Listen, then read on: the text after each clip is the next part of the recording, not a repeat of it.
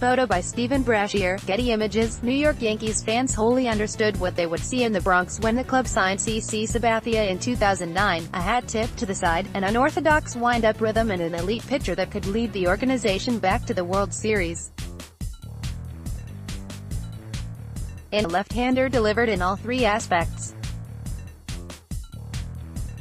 Sabathia formally announced Saturday that he will retire after the 2019 season, 10 years after the lefty earned his first, and only, World Series ring. While he will likely not receive the farewell tour Derek Jeter and Mariano Rivera had during their final years, it will be one to remember for many New York fans. However, a trip to Cooperstown would be more memorable than any accolade or feat accomplished during his 19-year career. But question marks will likely shroud his intriguing resume. The Southpaw will finish the season with several milestones, both personal and historical. He will likely surpass the 250-win mark. Also, if he can accumulate 25 starts this year, he would rank 25th overall in games started in MLB history. That's if Bartolo Colon doesn't start 11 games. Technically, Sabathia can also reach 15th in history in strikeouts, but he will need at least 130 whiffs to get there.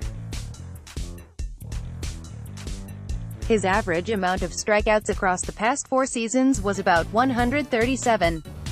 It's possible. The 38-year-old also has 6 All-Star appearances and finished in the top 5 in the Cy Young race 5 different years. He received the award in 2007 while in Cleveland. Like most Hall of Fame pitchers, Sabathia didn't sport just one jersey his entire career, and he was highly sought after during certain points in his career.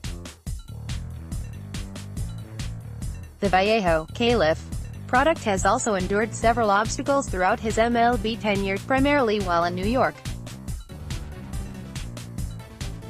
Yet, he remains the 5th starter for a Yankees club that sits atop the betting boards as World Series favorites.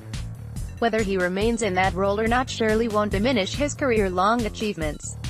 Sabathia's glamour numbers don't illustrate him as a bona fide Hall of Fame inductee.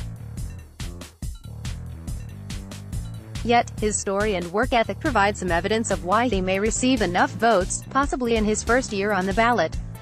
Next, while in Cleveland. Page 2, photo by Diamond Images, Getty Images. The Indians, attempting to seek out a new ace, drafted Sabathia in the first round of the 1998 draft. Though the left-hander didn't sport flawless numbers during his 7 years in Cleveland, he was a key part of its rotation. It helped that the Indians' offense was in the top 10 in the league in runs scored during his tenure there.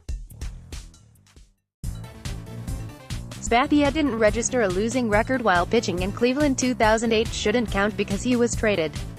During the All-Stars time with the Indians, fans realized that the veteran pitcher is a workhorse. He garnered more than 180 innings pitched every year he was in Cleveland. And Sabathia produced his best overall season in 2007 prior to skipping town, though he didn't know he'd be traded in 2008. Although the Cy Young winner didn't boast a top 10 era during his penultimate season, he was still efficient. He led the league in innings pitched and also sported a higher strikeout-to-walk ratio than anyone else in the league. And while Sabathia was never known as a strikeout pitcher, he was one of just 7 pitchers to eclipse the 200 strikeout mark that year. Also, only a handful of pitchers allowed fewer whacks than him. But before the starting pitcher could complete another season with the Indians, they dealt him to the Brewers.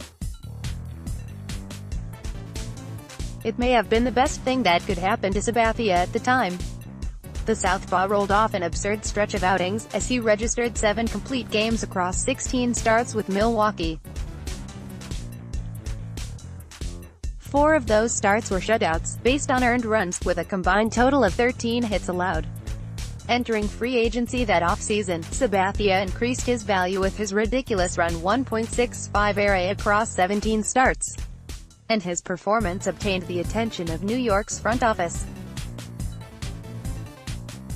Next, his Empire State of Mind. Page 3, photo by Adam Hunger, Getty Images. The Yankees are notorious for being big money spenders during the offseason. And their front office pieced together one of the best off-season additions in 2009, at least since the turn of the century. Mark Teixeira and A.J.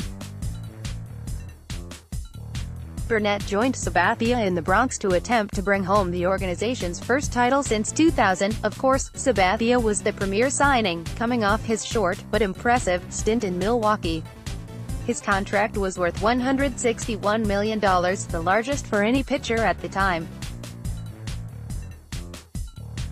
And for his first 4 seasons in New York, Sabathia's $23 million a year seemed reasonable, considering he had 3 All-Star appearances and 3 top 5 finishes in the Cy Young race. Sabathia tossed more than 900 innings across those 4 years. With the Yankees' powerful offense, it's not a surprise he accumulated 74 wins in that span as well. New York had their ace. But unfortunately, Sabathia's massive workload caught up to his body starting in 2014. He was diagnosed with degenerative findings in his right knee, something that continues to hamper his ability on the bump. It seemed unlike Sabathia to throw just 46 innings in 2014, but alas, that is all he allowed at the time. Then, the veteran ace faced off-the-field issues as well the following year, announcing he attended rehab for a drinking problem. Some fans figured that might be the end of Sabathia's career, but the starter persevered and returned to the mound in 2015. Granted, he endured one of his worst seasons that year, compiling a 4.73 ERA and his highest whip across a full season at 1.42. Still, former manager Joe Girardi left the veteran in the rotation. When current manager Aaron Boone took over, he did the same. And even when his massive contract ended, the Yankees continuously signed Sabathia despite knowing he is a shell of his former self. Compared to other back-end options across the league, Sabathia has been consistent since 2016. He's tossed more than 145 innings in each of those seasons, owning a sub-4.00 ERA as well. His walk ratio was a bit higher than usual in that span, but opponents didn't accrue a significant amount of hits against him. Sabathia figures to be in the same role once again in the upcoming season. Whether he will remain in the rotation will be decided later, but for now, the southpaw has a chance to continue his legacy. The question remains whether that legacy will result in a Hall of Fame berth. Next, what are the chances? Page 4, photo by Nick Lapham, Getty Images. After Mariano Rivera earned the first-ever unanimous decision, baseball analysts contemplated about who would be the next first-ballot Hall of Fame pitcher.